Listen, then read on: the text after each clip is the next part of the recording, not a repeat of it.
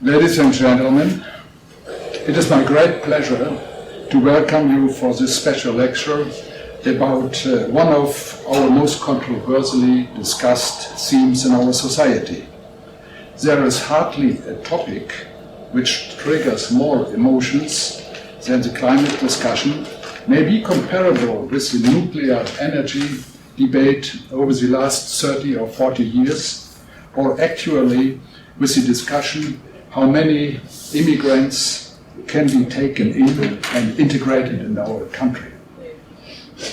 There is also hardly a scientific topic which is stronger influenced by politics and governmental funding than climate research. And the other way around, we have climate institutions consulting our government, which request the great transformation in our society. So our Scientific Advisory Board for Global Environmental Changes. From these experts, we hear climate sciences are well settled.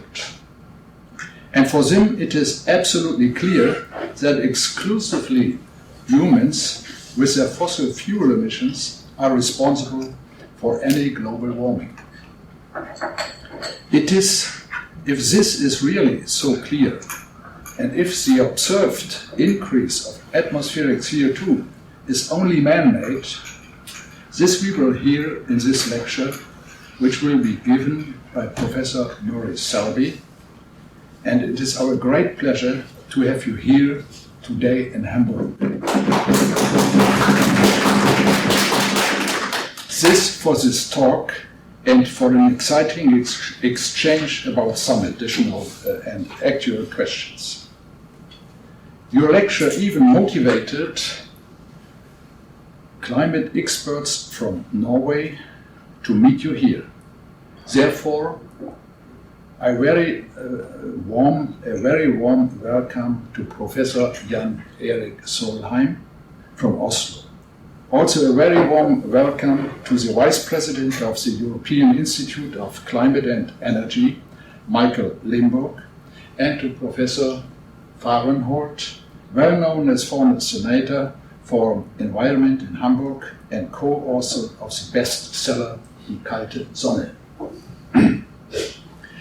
With Professor Salby, we have one of the few internationally renowned experts in atmospheric physics and climate sciences, who was extensively studying the main processes controlling the Earth's atmosphere system. Before he accepted the chair for climate science at Macquarie University in Sydney, he was director of the Center for Atmospheric Theory and Analysis in Colorado and professor of the Department of Atmospheric and Oceanic Sciences of the University of Colorado. He organized many international conferences and symposia. He published hundreds of papers in well-known international journals about the dynamic processes in the atmosphere, about satellite observations, the ozone layer, and the greenhouse gases. In his latest textbook from 2012, which is meanwhile a classic, Professor Salby develops the basic atmospheric processes from first principles, and everyone who wants to understand how climate works and who wants to do research on this important and still open questions in this discipline should study this book. Then less unqualified or even erroneous air and papers about the climate change would have been published. Concerning the still open questions, I would like to cite the former director of the Max Planck Institute for Meteorology here in Hamburg, Professor Leonard Bengtsson, who said, "A field which is still so incompletely understood, like the climate science, can only profit from the input, the ideas and methods of other disciplines." I can say that for me, having done some research in atmospheric spectroscopy, this was also motivation enough to look a bit closer to the real influence of greenhouse gases on our climate. And Bengtsson also said that it is essential to live in a society where a consensus, particularly in this field, is not compulsory. A real important and sapient comment, but sometimes reality develops quite different. We only have to remember what happened to our today's speaker 5 years ago. You all know about this, but I have to mention this again. He was on a Europe tour and was giving talks in Vienna, in Paris, in Cambridge, London, Oslo, and also here in Hamburg. A bit later also at Westminster for the United Kingdom Parliament and in Edinburgh for the Scottish Parliament. He was presenting new results about the relationship between greenhouse gases and global temperature. However, a serious drawback was that with his studies he came to different conclusions than the IPCC. And he was so fearless to present these results on his tour. His university in Sydney didn't like this and simply cancelled his flight from Paris back to Australia. And with the further consequences that he was released from his university duties and no longer allowed to enter his office or to have any access to his own computer files. Absolutely unbelievable how freedom in teaching and research is undermined in some countries.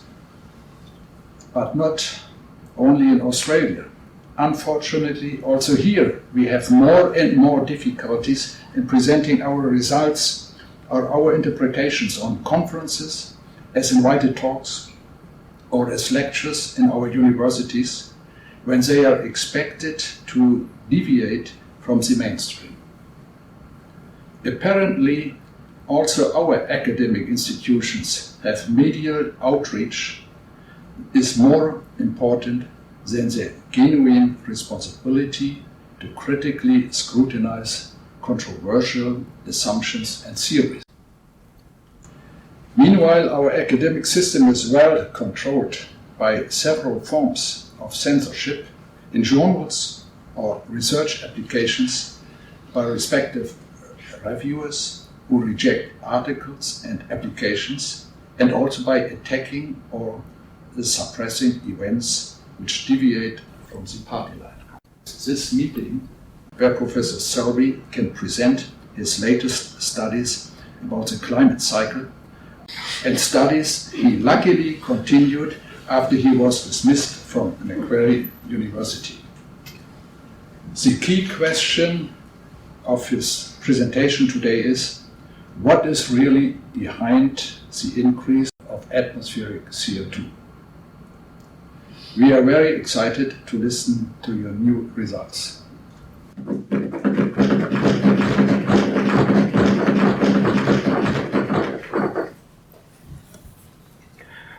Thank you, Professor Hardy. It's a pleasure to return to Helmut Schmidt University, especially, I hope, to an institution that still teaches students the importance of critical thinking.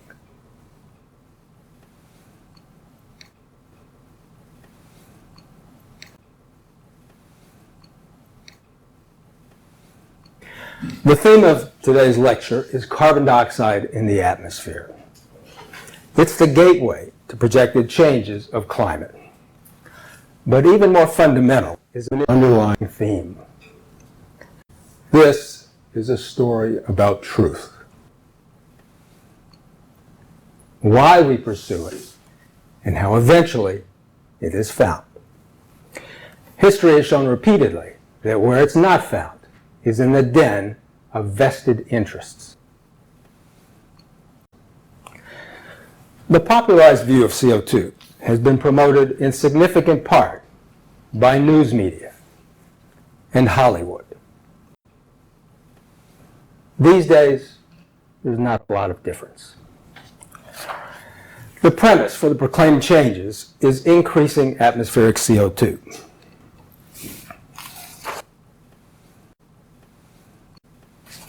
The argument goes like this. Increasing atmospheric CO2 follows from human emission.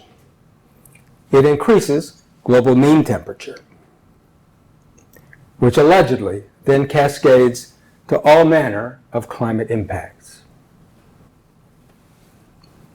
More drought, more floods, less snow, more snow, and countless other claimed consequences. The catalyst of these proclaimed changes is increasing atmospheric CO2. Therefore, you'd better have a pretty good handle on it, conceptually and quantitatively. If you don't, everything else is nonsense. Today, we'll first consider the evidence of its seminal impact, changes of global mean temperature. We'll then review the tenets of human-induced climate change and how they stand up against observed behavior. I'll turn next to recent changes of human emission and the response of atmospheric CO2. We'll close with a retrospective on the institutionalized treatment of climate, whether it's science or ideology. The seminal feature of climate change is global mean temperature, which we're told by the UN's Intergovernmental Panel on Climate Change, the IPCC, is systematically increasing. The premise for this claim is the surface record. But is this a record of global mean temperature? The surface record is derived from the surface network of thermometers, which is concentrated over land masses, populated land masses. It represents about 20% of the Earth's surface. The remaining 80% is largely unobserved. The limited sampling is addressed through processing by humans. The surface record is thus not a record of observed global mean temperature, but a proxy for it. Even where surface measurements are available, their location near population centers makes them inextricably biased by urban development, which skews temperatures to warmer values. It also makes them unrepresentative of 80% of the Earth. Evaluating changes over the 20th century is even more difficult.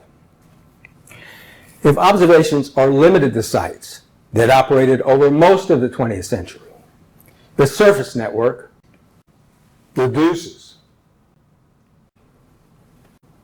to this.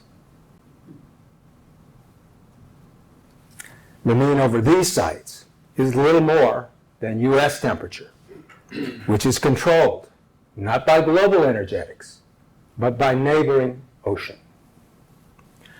Moreover, these sites underwent major urbanization during the 20th century.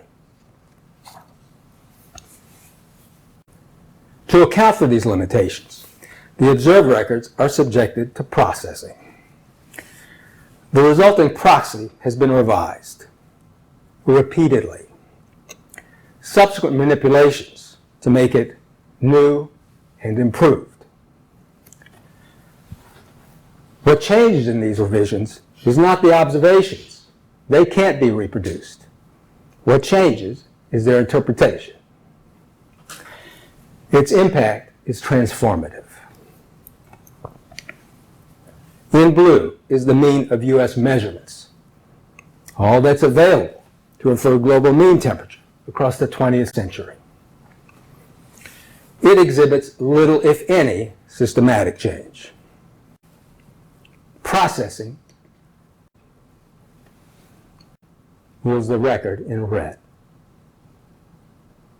What's reported by the responsible government agency. The difference is what's introduced by processing.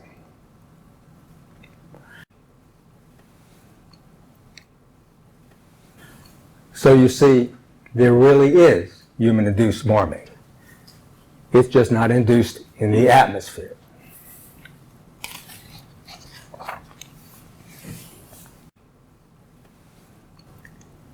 Because inferring global mean temperature requires interpretation, the surface proxy will always be vulnerable to manipulation. There's only one record of observed global mean temperature.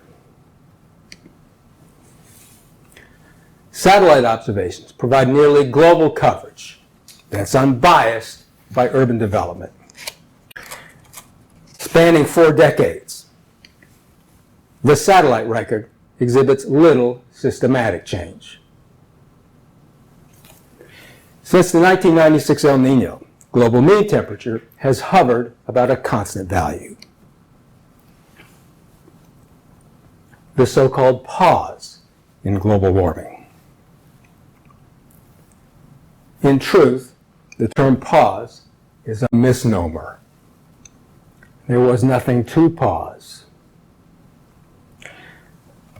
Before 1996, global temperature likewise hovered about a constant value.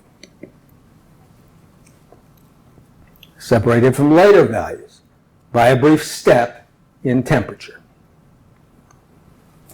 There's no evidence of a systematic trend in temperature.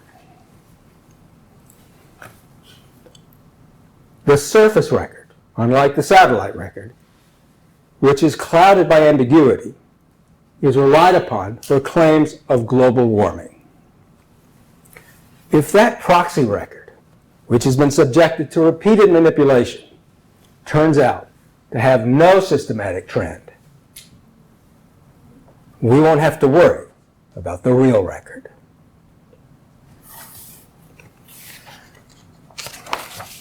For a trend to be scientifically meaningful requires the following. 1. Temperatures at the end of the record are offset relative to those at the beginning of the record. They are. 2. The offset followed from systematic changes during preceding years, perhaps obscured by random changes. Equivalently, the offset cannot be eliminated by minor perturbation of the record. For example, by eliminating a small subset.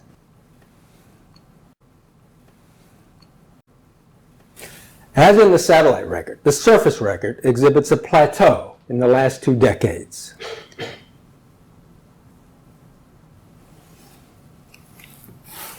Higher temperatures at the end of the record followed from a brief period of warming during the late 90s.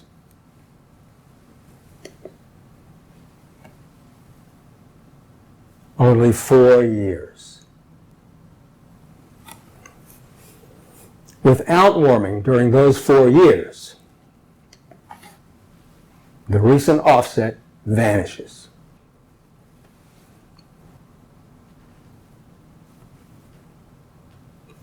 What remains is slightly warmer than the middle of the century. That offset likewise followed from a brief period of warming.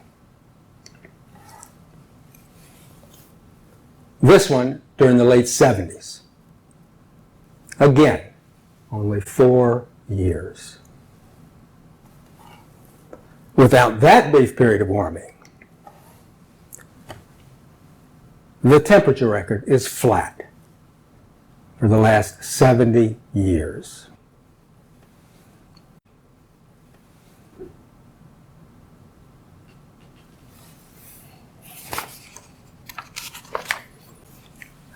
The offset did not follow from systematic warming. we can evaluate the probability of such an offset occurring from random heating and cooling. The temperature offset equals the cumulative warming over the last 70 years. That can be expressed in terms of the probability of instantaneous warming or cooling of particular magnitude.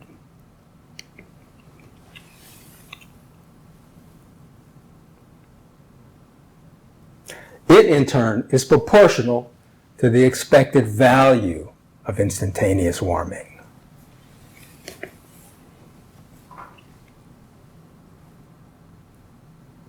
The expected value represents the systematic drift of temperature, the apparent trend. To discriminate the average conditions at the beginning and end of the 70 years, the records are low-pass filtered.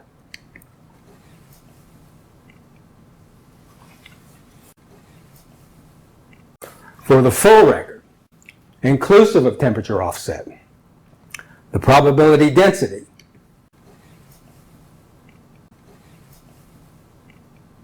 has non-zero expected warming.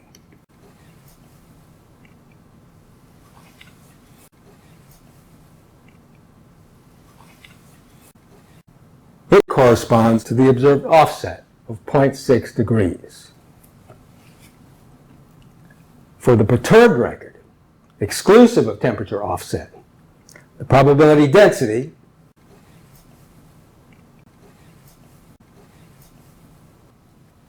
has zero expected warming.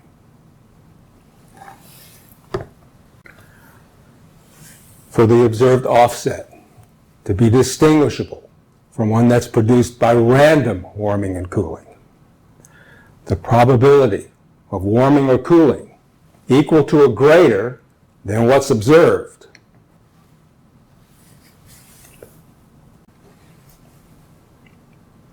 must be smaller than 5%.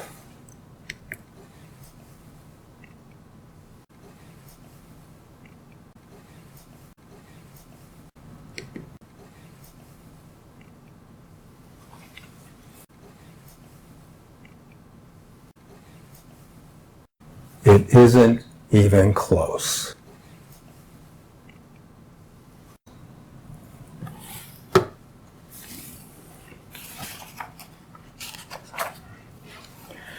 By a scientific standard, the much brandished trend in global temperature is unworthy of discussion.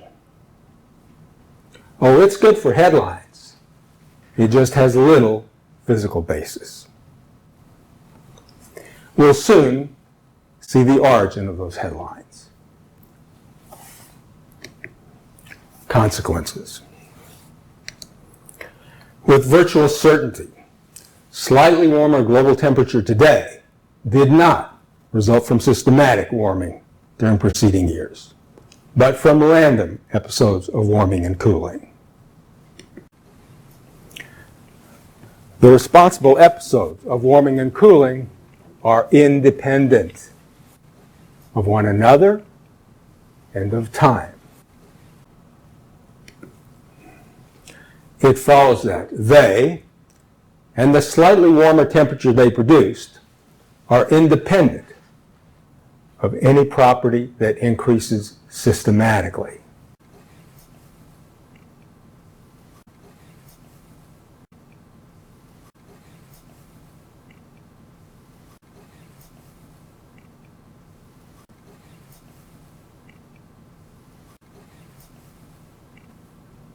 The foundation of anthropogenic climate change is increasing atmospheric CO2, which allegedly is caused by human emission. This assessment was mandated by UN bureaucrats in their Framework Convention on Climate Change. It relies upon three fundamental tenets.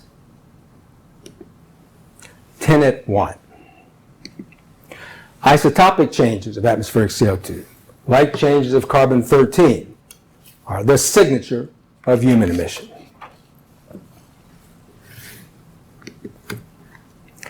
These are ice core records of CO2 and carbon-13. While CO2 increased over the 20th century, carbon-13 decreased. On centennial timescales, changes of CO2 and carbon-13 are out of phase.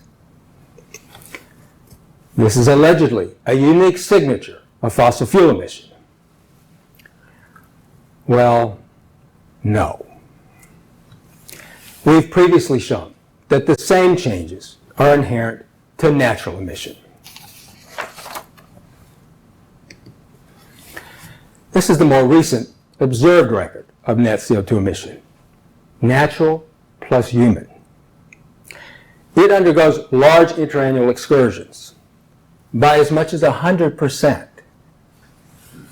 They cannot follow from fossil fuel emission, which vary gradually through the period. They represent changes of natural emission. Superimposed is the record of carbon-13 emission. As on centennial timescales, these natural changes of CO2 and carbon-13 are also out of phase.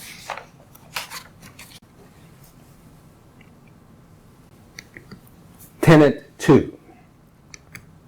Past changes in the ice proxy of CO2 equal CO2 that was in the ancient atmosphere. Well, no. We've previously shown that non-conservative effects associated with glacial ice and its extraction introduce large discrepancies from CO2 that was in the atmosphere.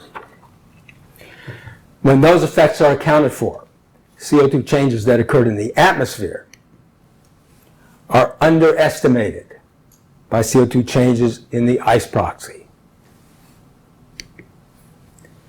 across a wide range of timescales. Other errors in the ice proxy will be considered shortly. Tenet 3.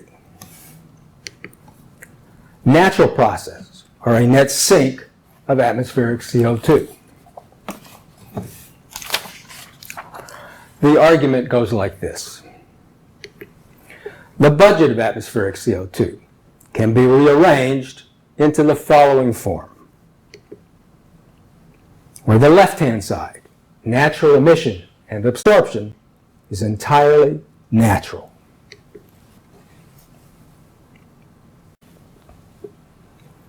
The right-hand side follows from the change of observed CO2, which is only half as large as anthropogenic emission. Consequently, natural processes represent a net sink of atmospheric CO2.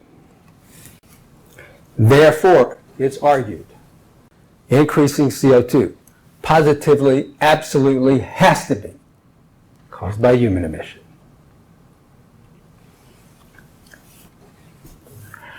Well, no. That argument is like so much of what is proclaimed on this subject, naive. Atmospheric CO2 is governed by the conservation law. The difference between emission and absorption on the left-hand side represents net emission,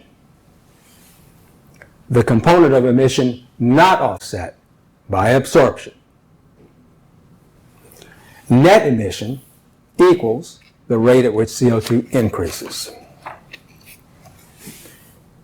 In the absence of extraneous emission, the atmosphere experiences only natural emission and the absorption it induces.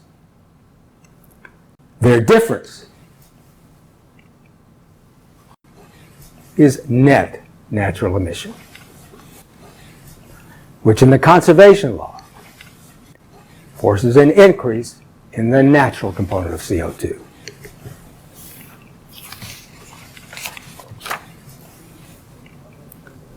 The atmosphere is now perturbed by anthropogenic emission.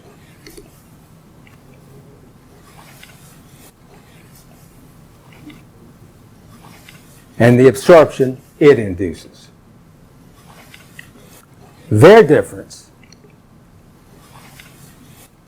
is net anthropogenic emission. The conservation law is then likewise perturbed.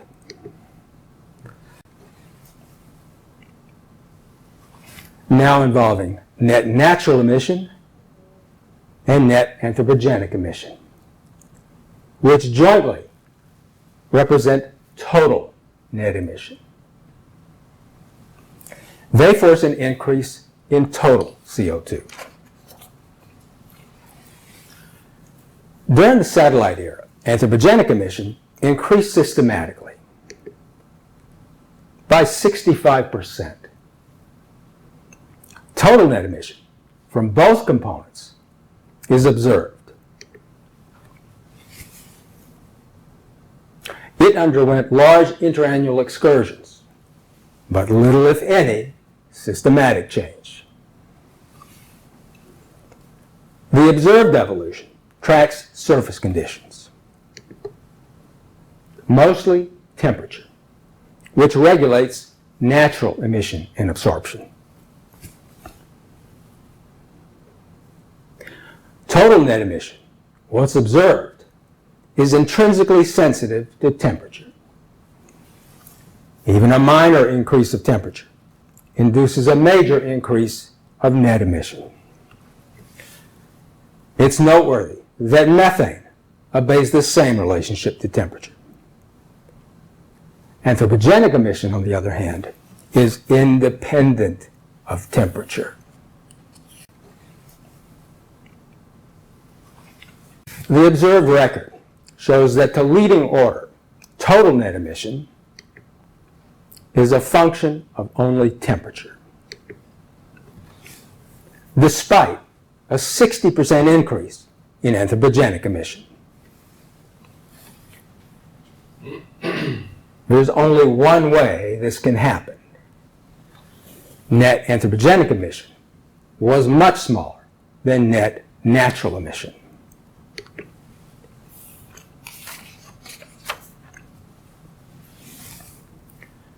It can be shown that anthropogenic emission must therefore experience a strong offset from absorption it induces.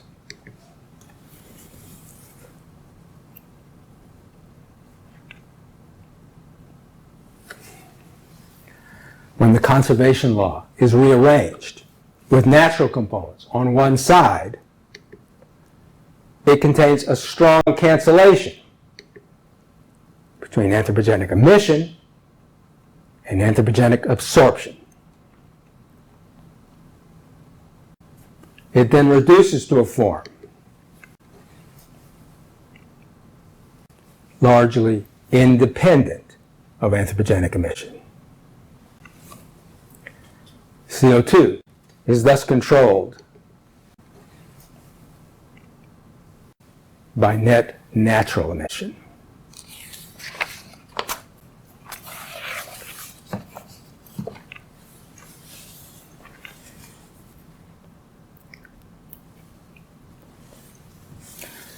What is the origin of the observed temperature dependence of CO2 emission?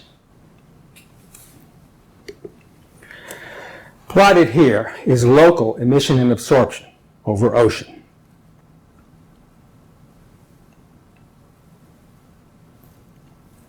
These values are mostly modeled because actual measurements of CO2 flux are rare. Notice, almost nowhere is the ocean in equilibrium with the atmosphere. CO2 is emitted in the tropics and absorbed at high latitude. Net global emission is therefore a small residual of opposing contributions. For this reason, a small perturbation of local values can yield a substantial change in net emission. A site in the North Atlantic corresponds to absorption of CO2. Absorption there depends on temperature.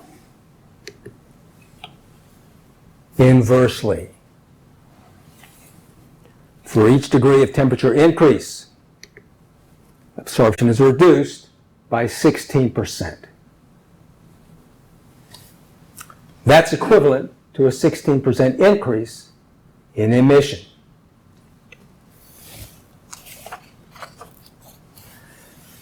The dependence on temperature is even greater over land, where soil respiration contributes to global emission. For each degree of temperature increase, it increases by 33%.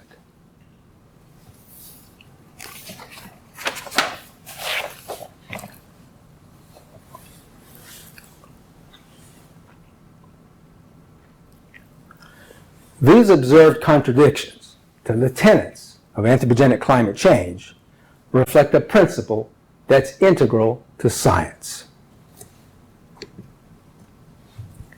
We can't prove anything. We can only disprove something.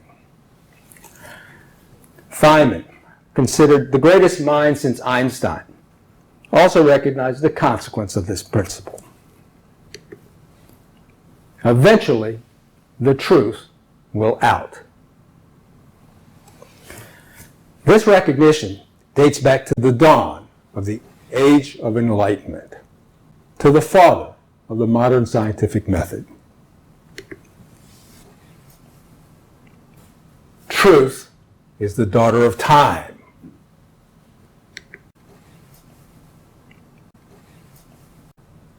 Not authority.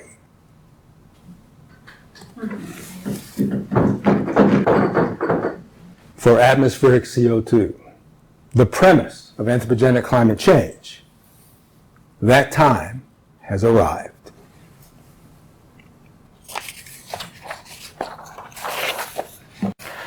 Fossil fuel emission has now undergone substantial changes. Those changes can be compared to the response of atmospheric CO2. During the decade after the turn of the century, fossil fuel emission increased 3 times faster than it did during the preceding decade. Cumulative anthropogenic emission must obey the conservation law.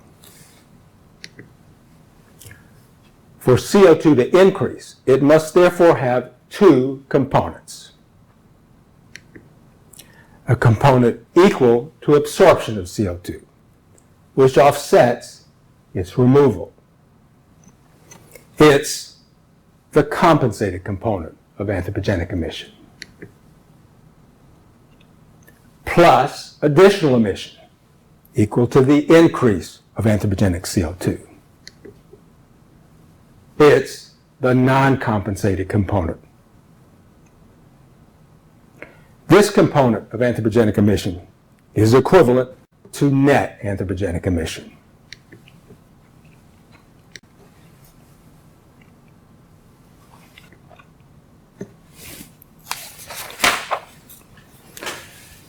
It can be shown that for steadily increasing emission, absorption lags emission by about an absorption time. Otherwise, CO2 would not increase. For a given absorption time, this determines the compensated component of emission.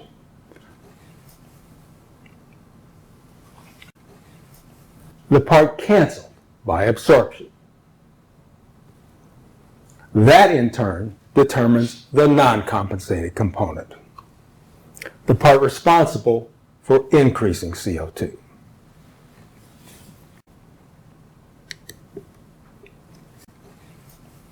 Shaded is the cumulative non-compensated emission. For an absorption time of 5 years, a value implied by the IPCC's own estimate of absorption. It represents the additional CO2 that was emitted by humans, beyond that necessary to maintain existing CO2 against absorption.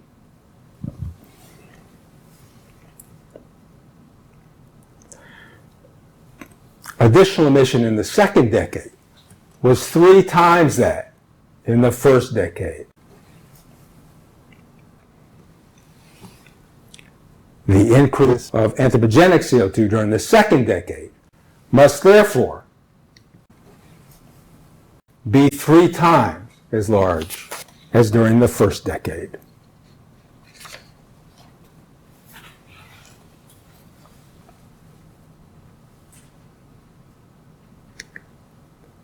Plotted below is the observed record of total atmospheric CO2, anthropogenic plus natural.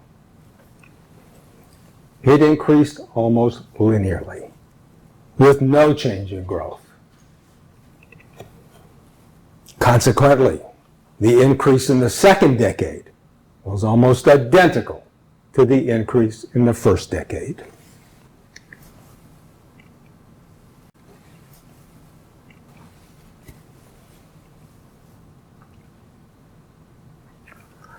This inconsistency can occur only if the increase of anthropogenic CO2 was much smaller than the increase of natural CO2.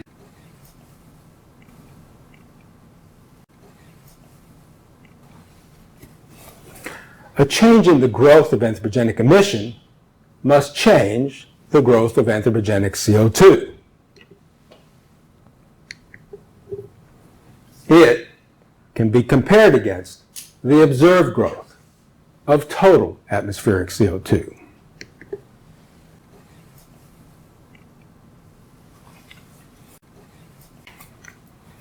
After 2000, steady growth of anthropogenic emission plateaued in 2011, after which it changed little.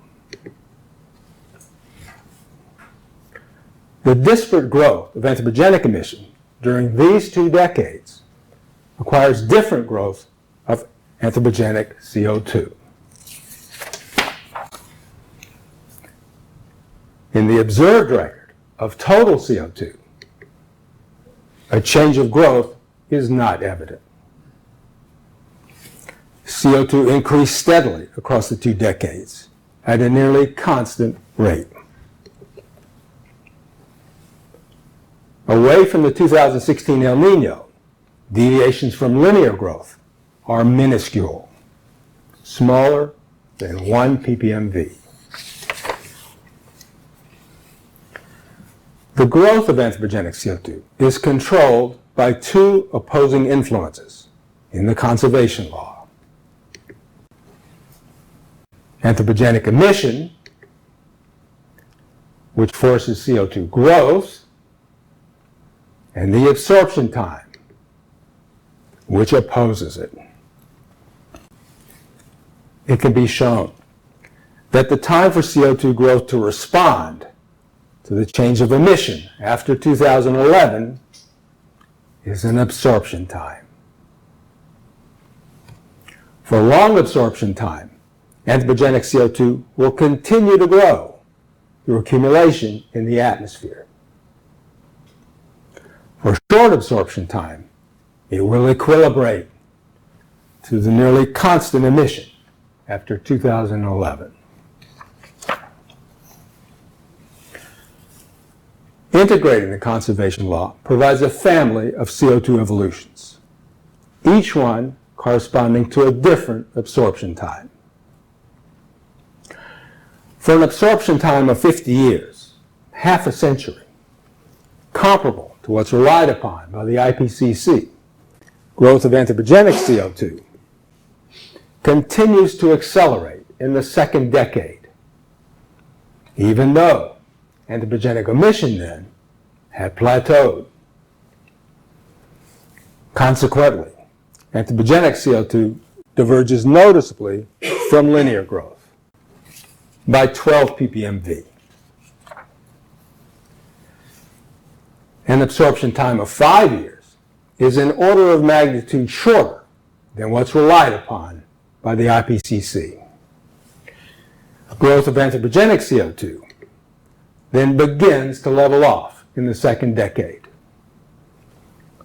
But it still diverges from linear growth by more than 5 ppmv. For an absorption time of 1 year, divergence from linear growth becomes smaller than 1 ppmv.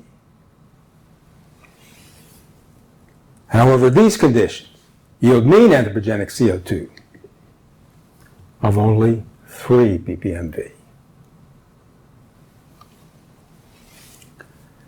The anthropogenic fraction of increased CO2 is then of order 3%.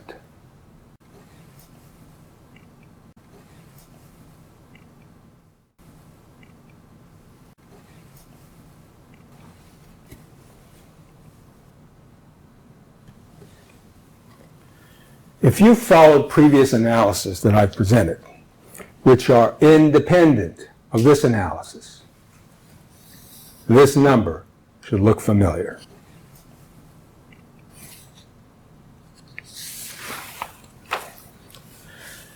Even more noticeable is the difference of net emission.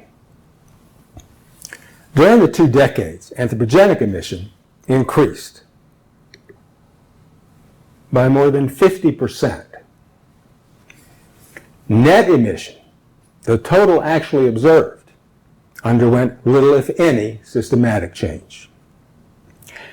With interannual excursions filtered out, it deviates by less than 6%, even inclusive of a residual of the 2016 El Nino. The inconsistency can occur only if net anthropogenic emission was much smaller than net natural emission.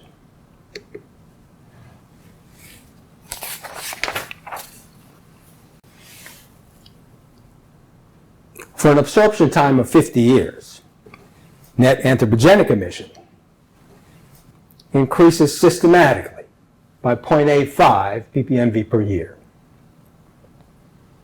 Total net emission, what's observed, deviates by less than 0.2 ppmv per year,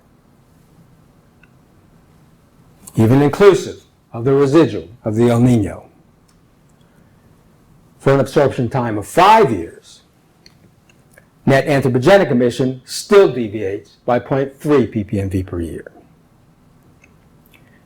For an absorption time of 1 year, net anthropogenic emission deviates by less than 0.2 ppmv per year.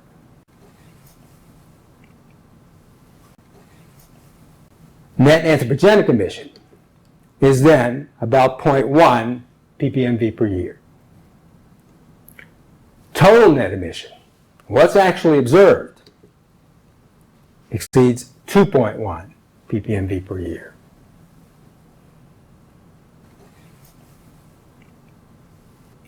The anthropogenic fraction of net emission is then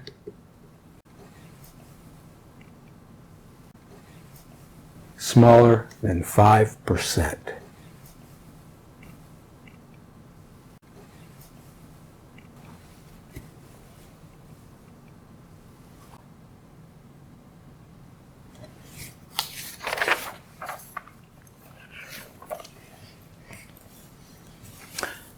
In light of these contradictions to the promoted view of CO2, it's appropriate to reflect on the historical treatment of this subject.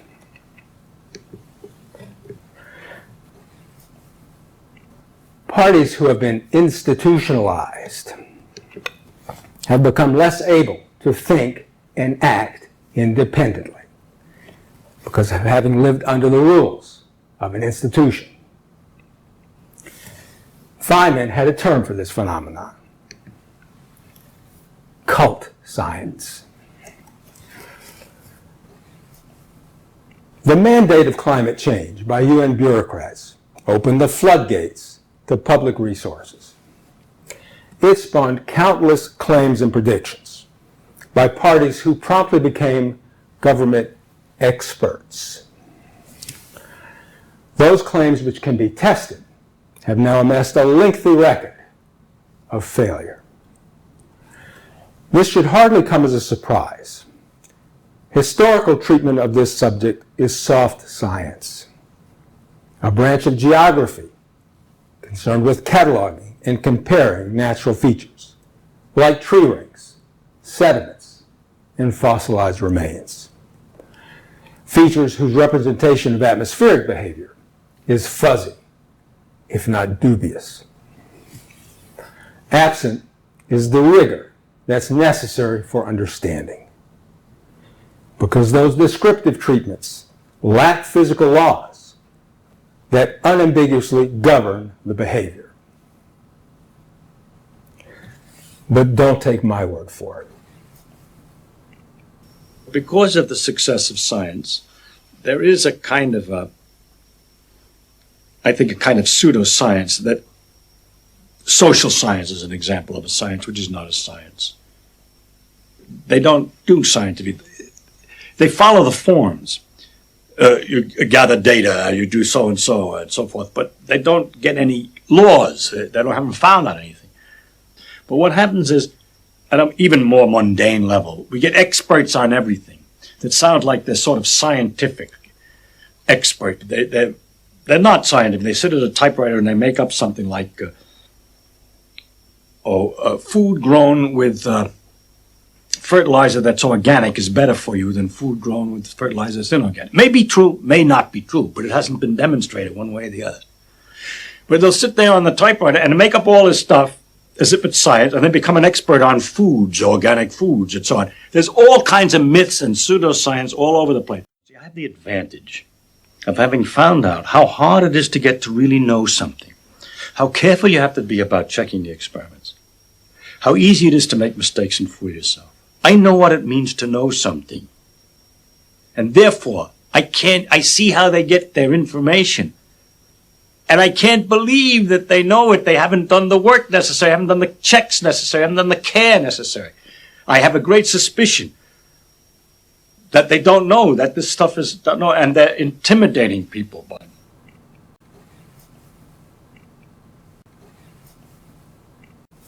The absence of governing laws renders a theory vague, predisposing it to confirmation by anything. The ambiguity is compounded when observations themselves are unavailable. You can always prove any definite theory wrong. Notice, however, we never prove it right. Suppose that you invent a good guess, calculate the consequences, and discover that every consequence that you calculate agrees with experiments. The theory is then right? No, it is simply not proved wrong. Because in the future, there could be a wider range of experiments, you can compute a wider range of consequences, and you may discover then that the thing is wrong. I must also point out to you that you cannot prove a vague theory wrong. If the guess that you make is poorly expressed and rather vague, and the method that you use for figuring out the consequences is rather a little vague, you're not sure, I mean, you say, I think everything's because it's all due to Muggles, and Muggles do this and that more or less, so I can sort of explain how this works. Then you see that that theory is good because it can't be proved wrong. If the process of computing the consequences is indefinite, then with a little skill, any experimental result can be made to look like an expected consequence. You're probably familiar with that in other fields. For example, A hates his mother. The reason is, of course, because she didn't caress him or love him enough when he was a child. Actually, if you investigate, you find out that, as a matter of fact, he did love him very much, and everything was all right. Well, then, it's because she was overindulgent when he was young. So by having a vague theory, it's possible to get either result. Oh, wait.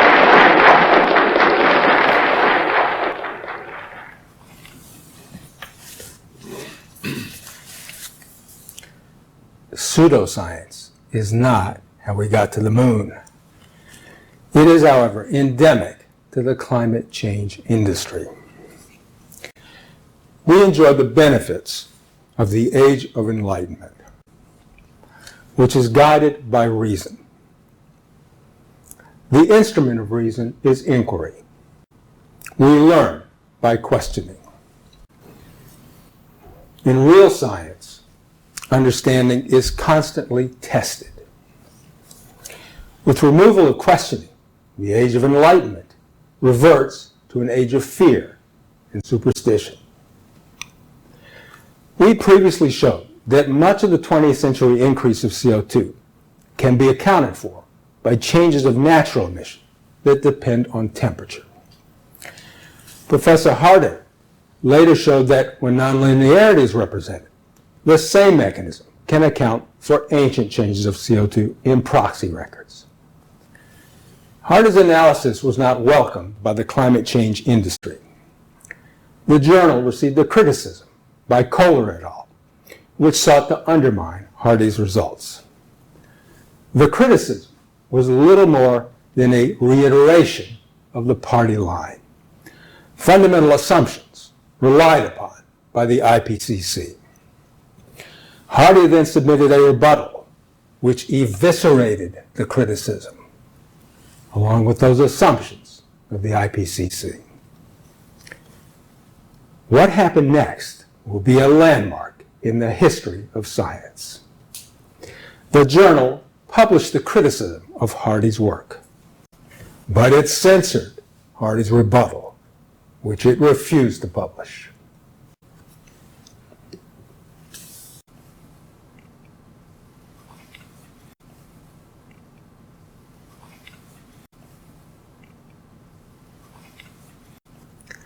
To protect the IPCC's assumptions, the climate change industry, under the aegis of the journal and publisher, abandoned the most basic element of due process, along with the bedrock of the age of enlightenment.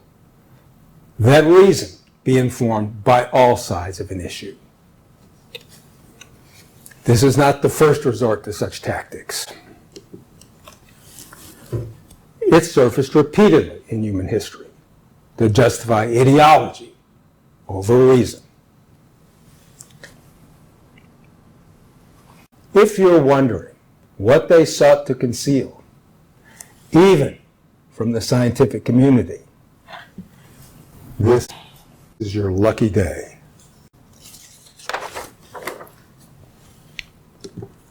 Kohler et al. Makes several claims. Claim 1. The residence time of CO2 in the atmosphere differs from its adjustment time, which they claim is well over 100 years. That would be difficult. In the absence of emission, the conservation law for a conserved species like CO2 reduces to a statement that the species' rate of change equals its rate of absorption at the Earth's surface, which is just the inverse of the absorption time times the abundance of CO2.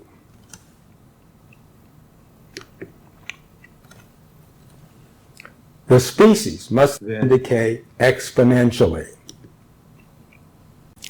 with time scale equal to the absorption time. The same law governs a perturbation of CO2, as well as its tracer, carbon-14.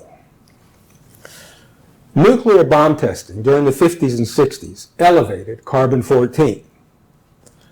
After the perturbing source was removed by the Nuclear Test Ban Treaty, carbon-14 decayed exponentially, revealing an absorption time shorter than a decade.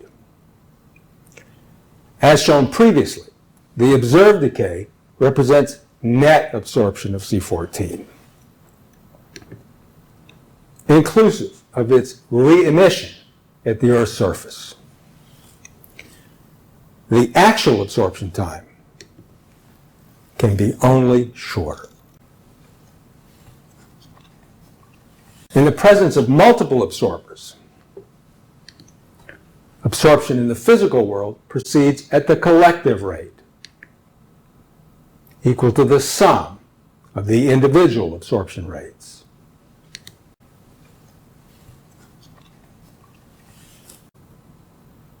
It's faster than the absorption rate of the fastest absorber. The rate of change of CO2 then equals the collective absorption rate times overall CO2. The IPCC's treatment of absorption is embodied in the so-called burn model. It differs importantly. There, each absorber is apportioned a designated fraction of overall CO2. A designated fraction to absorber 1, a different fraction to absorber 2, and so forth. Each fraction of CO2 then decays at the absorption rate of the absorber to which it's assigned. Absorption is therefore compartmentalized.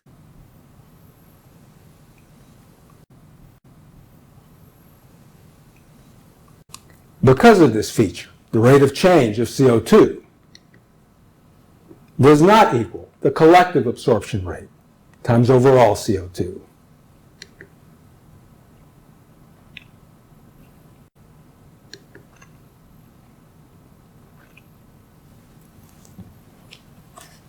Accordingly, this treatment of absorption does not satisfy the conservation law, which is satisfied by CO2 in the atmosphere.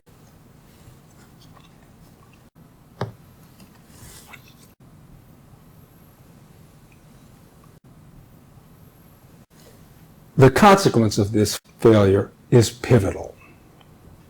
It's illustrated by a mechanical analog, a pool with multiple drains of different size. In the physical universe, each drain has access to all of the water. So all drains operate in unison. They continue to operate until all of the water has been removed.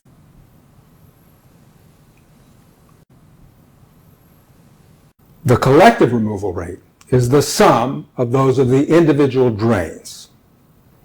It's faster than that of the fastest drain. The removal time, the time for all water to be removed, is therefore dictated by the fastest drain.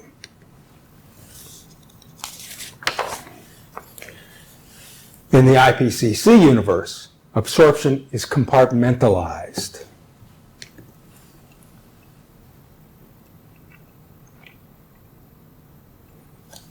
Individual drains have access to only that water which has been apportioned to them. Overall absorption is therefore staggered. First, water assigned to the fastest drain is emptied.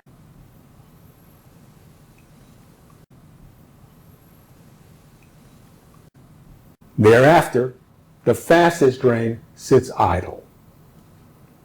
Then, water of the next fastest drain is emptied.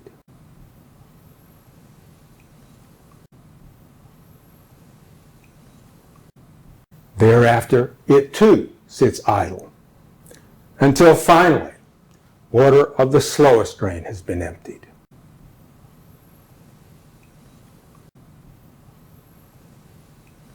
Under these conditions, the removal time is dictated by the slowest drain. It's much longer than the removal time of the fastest drain.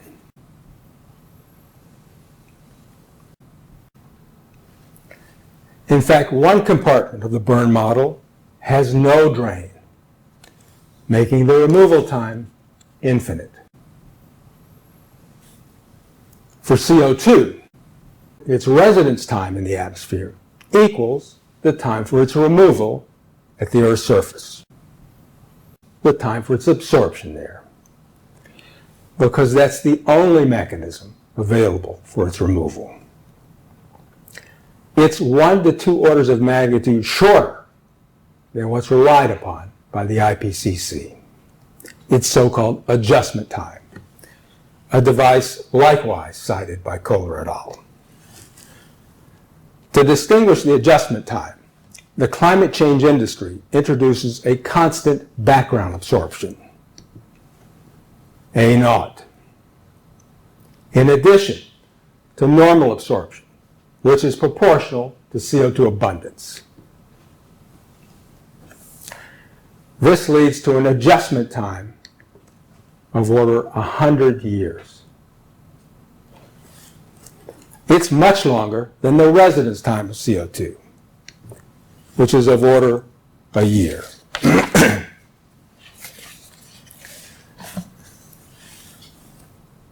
This treatment suffers from a minor problem. When atmospheric CO2 vanishes, absorption of CO2 does not. CO2 is removed from the atmosphere, even if there is no CO2 in the atmosphere.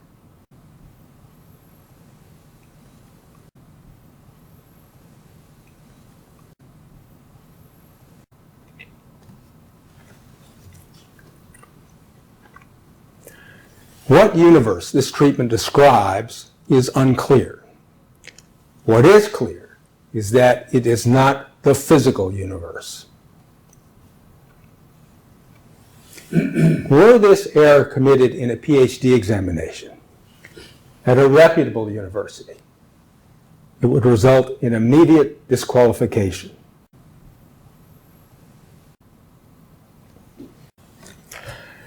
With the species absorption eliminated, the adjustment time reduces to the residence time, which is orders of magnitude shorter.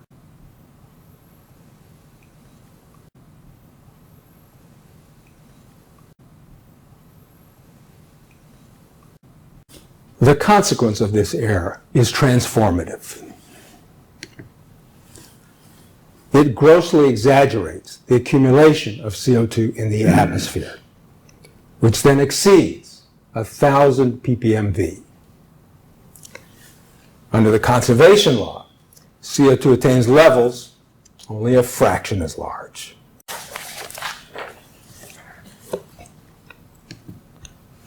Kohler et al.'s claim 2.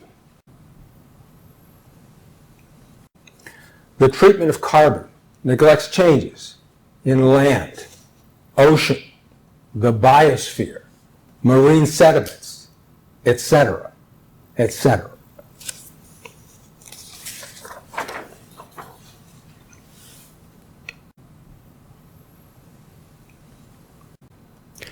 CO2 in the atmosphere is governed by the three-dimensional form of the conservation law.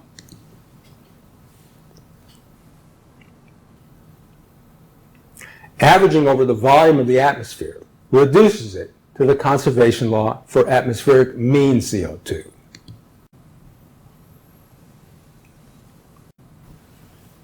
What we've been looking at. The anthropogenic perturbation is governed by the same law, with anthropogenic emission and the absorption time specified. The conservation law is entirely determined. So too is anthropogenic CO2, which follows from the conservation law. In light of observed behavior, you've seen what it requires. Changes in extraneous reservoirs, like the ocean, marine sediments, and countless others, are then irrelevant.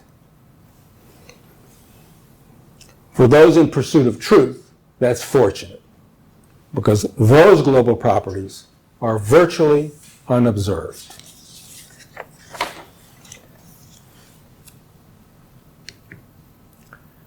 Kohler et al.'s claim 3. Comparisons were against the wrong ice proxy. it's doubtful that any ice proxy of CO2 is correct. We've previously shown that the cross-coherence between ice proxies of CO2 and temperature reveals conditions experienced by ancient ice that were strongly non-conservative, wherein CO2 and ice had been modified from its original form when it left the atmosphere. Associated with irreversible transformations, this behavior differs fundamentally from the cross-coherence of atmospheric CO2 and temperature, behavior that was actually observed in the atmosphere.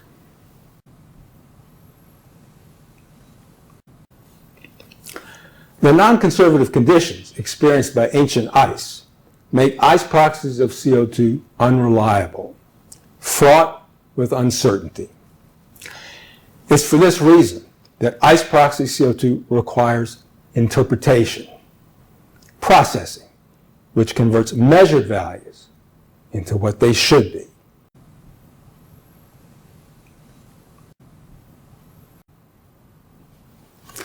Like all proxies, ice proxies of atmospheric CO2 are therefore clouded by ambiguity, a feature which makes them vulnerable to interpretation. What Hardy showed is that the temperature dependence of natural emission, inclusive of nonlinearity, can account for any of the proxy records of ancient CO2.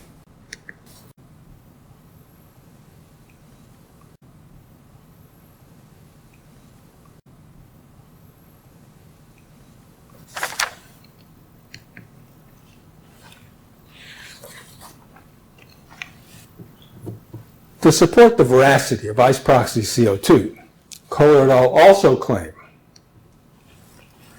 ice core CO2 perfectly overlaps instrumental measurements of atmospheric CO2.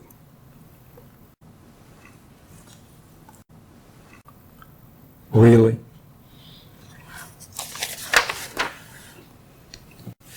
In blue are the original measurements of CO2 extracted from ice, which were dated according to the age of surrounding ice. Atmospheric measurements are in green.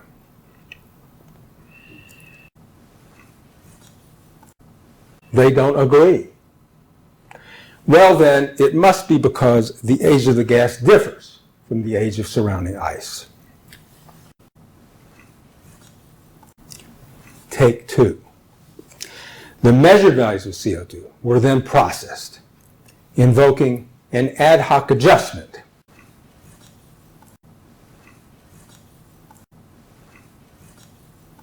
Which shifted their age by 82 years. Just enough to make the end of the ice record coincide with the beginning of the atmospheric record.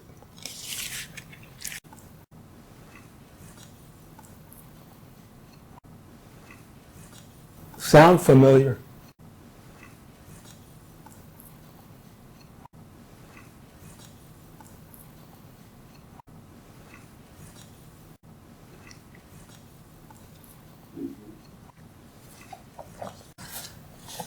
The ambiguity of processing is systemic in the climate change industry because it relies not on direct observations, which are the litmus test of any theory, but on proxy data, which invariably are clouded by uncertainty that requires interpretation.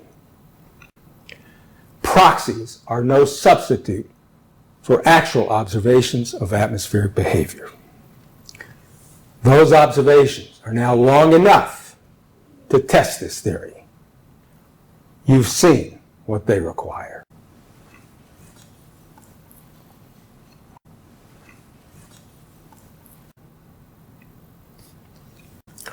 Feynman succinctly expressed the fundamental principle of science.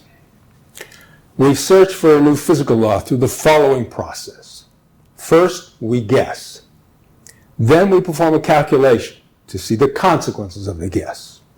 And then we compare the result directly with observed behavior. If it disagrees, the guess is wrong. In that statement is the key to science. It doesn't matter how beautiful your guess is. It doesn't matter who made the guess or what his name is. If it disagrees with observed behavior, it's wrong. That's all there is to it.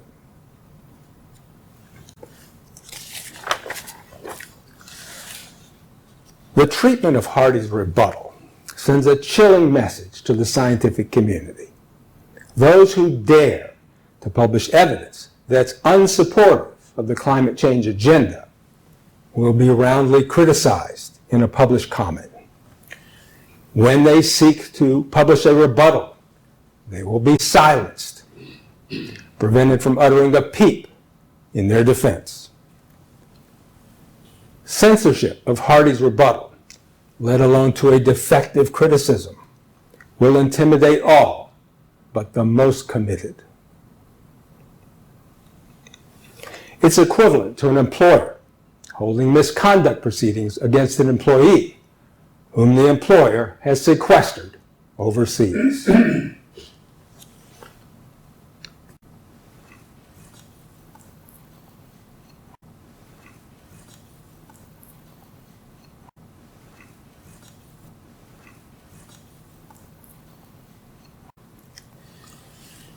In today's Australia, that's considered a fair go.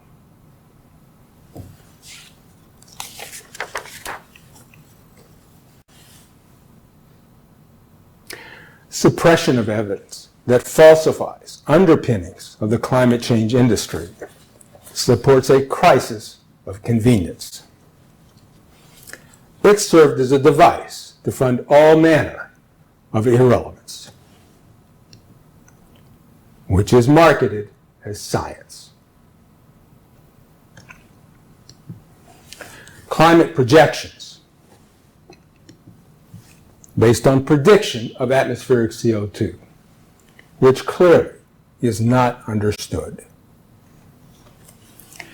If climate models can't predict CO2, they can hardly predict how future CO2 will influence other properties.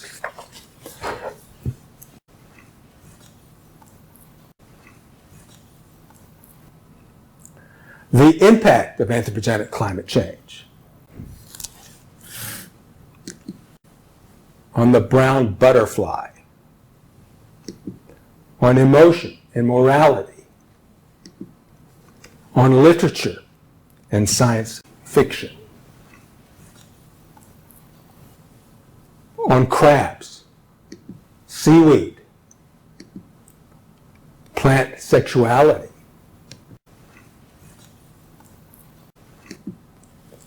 mud. Yes, mud.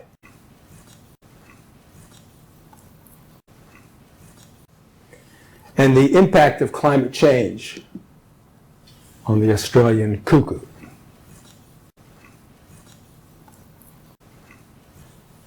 Maintaining this industry requires effective communication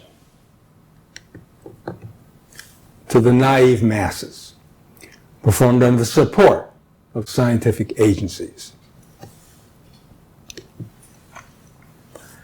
Communicating climate change, 2.99 million from the National Science Foundation. Climate change education, 5.6 million from the National Science Foundation.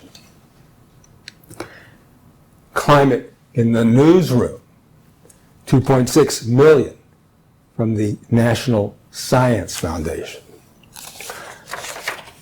And last but not least,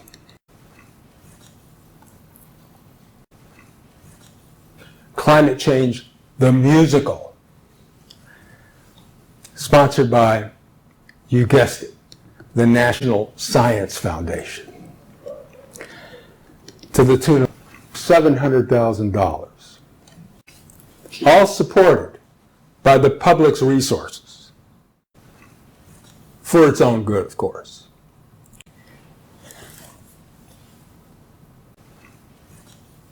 One must wonder if these are the activities of a promoter of scientific understanding or an instrument of social dogma.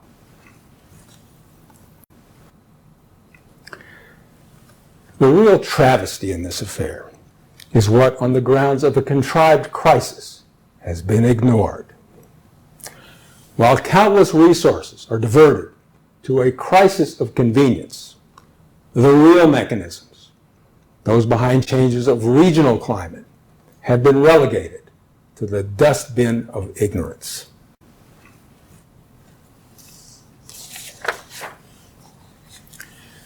The distorted narrative on climate is the product of a postmodern universe, a universe in which ideology trumps reason. In this universe, a student of ancient kangaroos or tree rings becomes an expert on the atmosphere. The purveyors of ideology capitalize on it being mass-marketed under the guise of virtue, coupled with unquestioning naivete. Blind deference to ideology, however, has a price.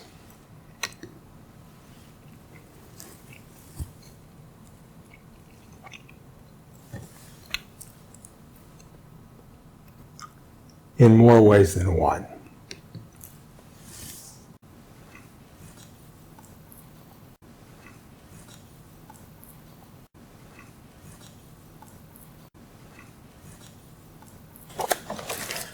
Implicit in effective communication is suppression of contradictory evidence, while media gatekeepers discriminate information to the party line. If even that proves insufficient, the industry resorts to slander.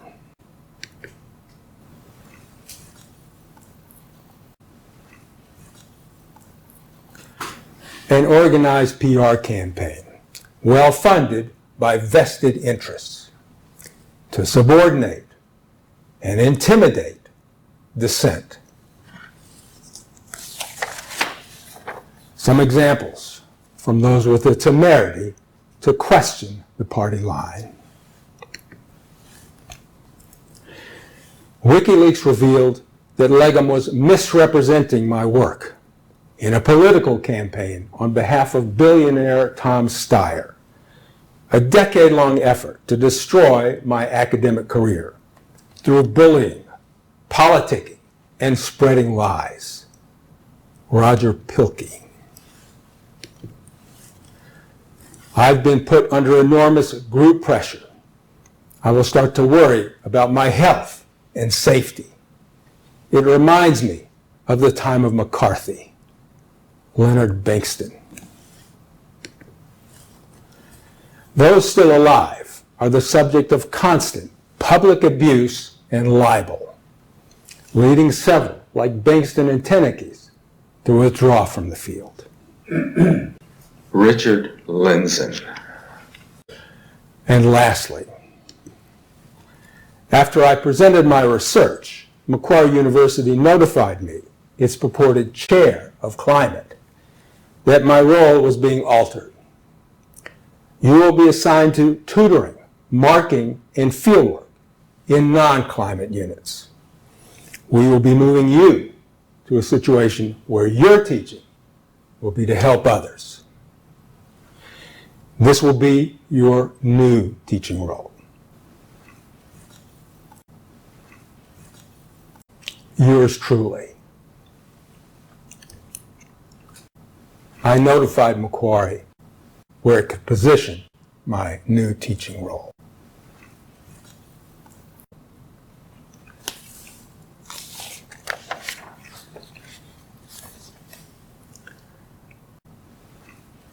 The sponsored promotion of ideology, intimidation of dissent, and censorship of contradictory evidence reflect a prophetic insight into how manipulating information can distort the public's perception of reality.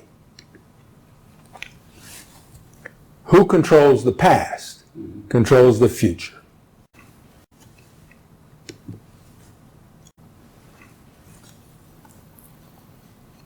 Who controls the present controls the past. Why the climate change industry resorts to these tactics is hardly a mystery. They have to. We're climate gladiators, ever to go head-to-head with hard scientists, real scientists with demonstrated capacity in what actually controls the atmosphere. They'd be laughed out of the Colosseum, once and for all. Until then, this festering sore on the public's back will chronically re-emerge with the frequency of the political cycle.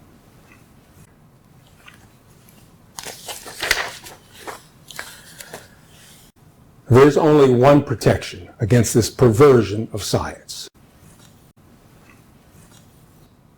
It's the same protection against the perversion of law and the manipulation of information by media.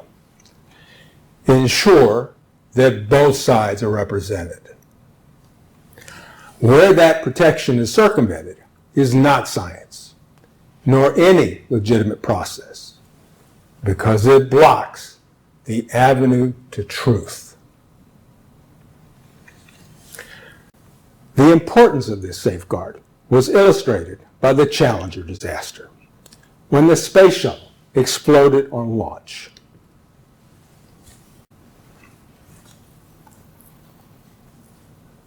That failure jeopardized NASA's multi-billion-dollar shuttle program. The mystery was eventually solved because NASA was forced to open the discussion. It yielded a robust scientific exchange, unbridled by vested interests. The mystery was solved by an outsider. A critical component of the shuttle had been defended in claims by government experts. Those claims were falsified.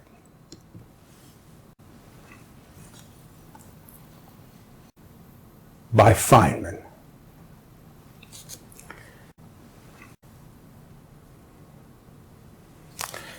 The shuttle program wasn't saved by government experts. It was saved by one who challenged those experts.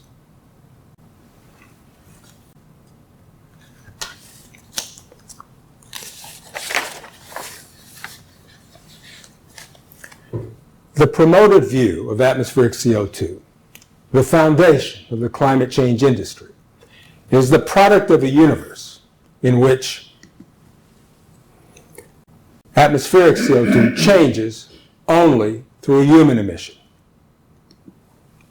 but a few percent of natural emission, which is presumed to be asleep. A universe in which isotopic changes that are inherent to natural emission of CO2 are portrayed as a signature of human emission. A universe in which CO2 is removed from the atmosphere, even if there's no CO2 in the atmosphere. And most unsettling, a universe in which observed behavior that falsifies tenets of the climate change industry is verboten, silenced, and systematically expunged from the record. In this universe, only one side is permitted, the party line. The consequence of this last feature is transparent. It conceals fundamental errors of this fantasy universe.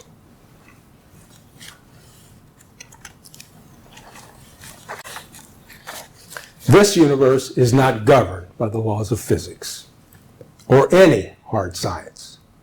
It's governed by ideology.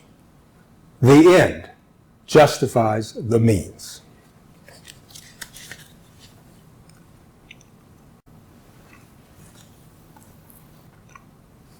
The failure of institutionalized science to treat this subject objectively, how science must be done, will be an indelible blight on the credibility of science. Under postmodern leadership and its pursuit of cash and influence, the very institutions who are supposed to advance science, not through political gain, but through understanding of the natural world, will have shot science in the foot. Why they gravitated to this state isn't difficult to understand. A society which supports only one side of a divisive issue shall have only one side.